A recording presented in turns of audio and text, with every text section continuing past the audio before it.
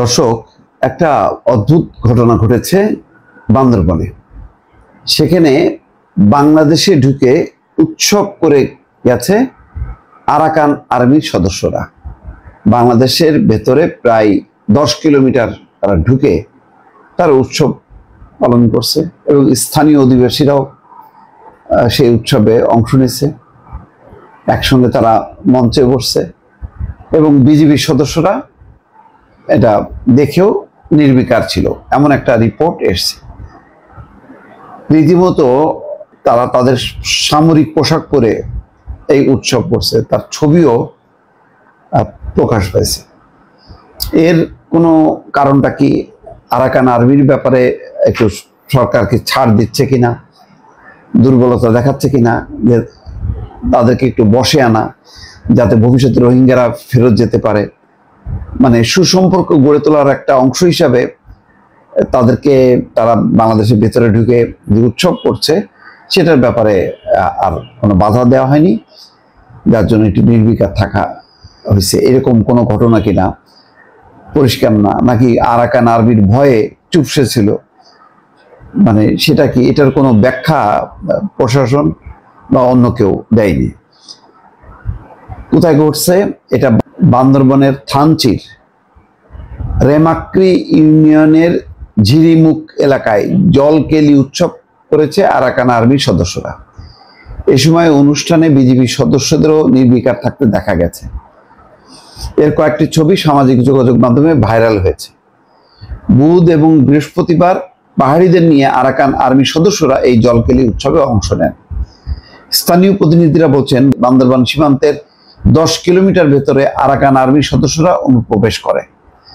পরে তারা থানচি উপজেলার তিন্দু ইউনিয়নের রেমাক্রি ঝিরিমুখ এলাকায় স্থানীয় পাহাড়িদের নিয়ে গত 16 এবং 17 এপ্রিল জলকেলি উৎসবে অংশ নেন। উৎসব শেষে আরাকান আর্মির সদস্যরা সামাজিক যোগাযোগ মাধ্যমে এটা আবার শেয়ারও করছে।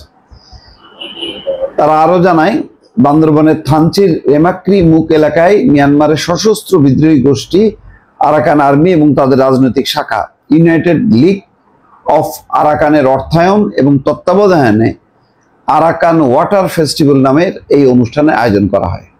ছবিতে দেখা গেছে উৎসবে আরাকান আর্মির ইউনিফর্মধারী এবং অস্ত্রধারী সদস্যরা প্রকাশ্যে অংশ নেন এবং মঞ্চে অবস্থান করেন।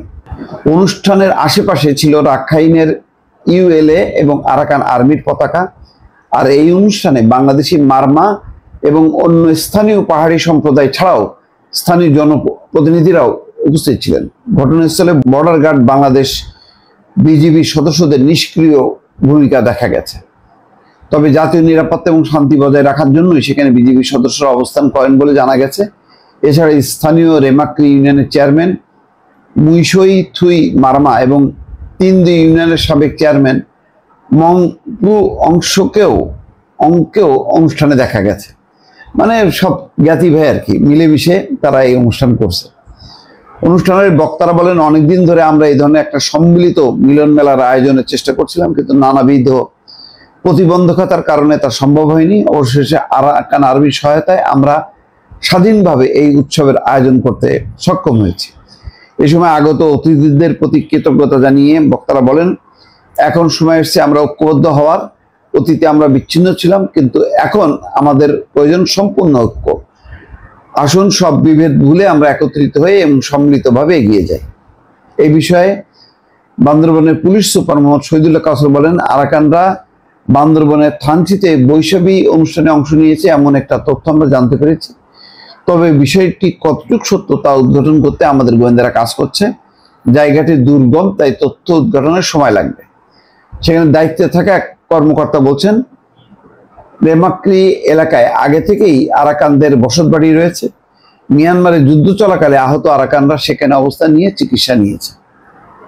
পাশাপাশি এখন এখানে যেটা শঙ্কা, যে ভবিষ্যতে যদি তারা আস্তে আস্তে এই ভিতরের দিকে ঢুকে পড়ে, তাহলে কিন্তু বাংলাদেশের আভ্যন্তরীণ একটা নিরাপত্তা বা সার্বভৌমত্ব একটা প্রশ্নের মুখে পড়বে, যে তারা তাদের অংশ এই প্রান্তে যারা, তাদেরকে নিয়ে তারা একটা অবস্থান তৈরি করছে, যেটা অনেকেই বলেন যে বাংলাদেশের অনেক কিছু কিছু অংশ কে তারা তাদের অংশ মনে করে। যেখানে রোহিঙ্গাদেরকে বিতাড়িত করা হচ্ছে, রোহিঙ্গাদেরকে থাকতে দিচ্ছেন আরাকান আর্মি, সেখানে তারা আবার বাংলাদেশে ঢুকে উৎসব করবে তাদের সম্প্রদায়ের বা ধর্মের লোকদেরকে নিয়ে। এই জিনিসটা নিঃসন্দেহে উদ্বেগ এবং উৎকণ্ঠার বিষয়। এখন বিষয়টা কি, যে আরাকান আর্মি সাথে একটা সুসম্পর্ক গড়ে তোলার অংশ হিসেবে এটা ছাড় দিল কিনা, নাকি বিষয়টা অনেকটা চাপের মুখে বা ভয়ের মুখে বিষয়টি মেনে নিল, এটা এখনো পরিষ্কার না। দর্শক, ভালো থাকবেন। আল্লাহ হাফিজ।